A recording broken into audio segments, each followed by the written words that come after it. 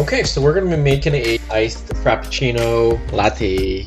We're gonna be using the Nescafe sweet and creamy iced Java. First, we gotta take our bucket for our mixture. So we're gonna take milk. If you're making it just for 1 cup, only go to about the lid line, which is right up.